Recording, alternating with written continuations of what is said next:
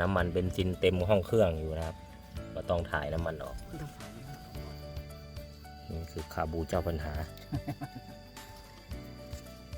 อายุมันก็น่าจะ20 ปีแล้วครับ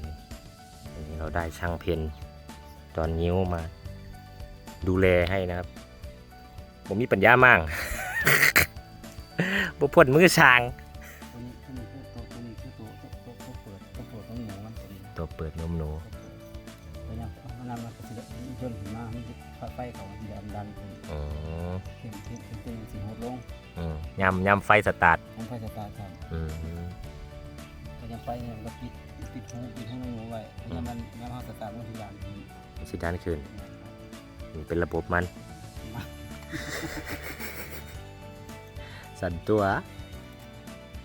รู้เรื่องอย่างทางนี่ครับอย่างเดียว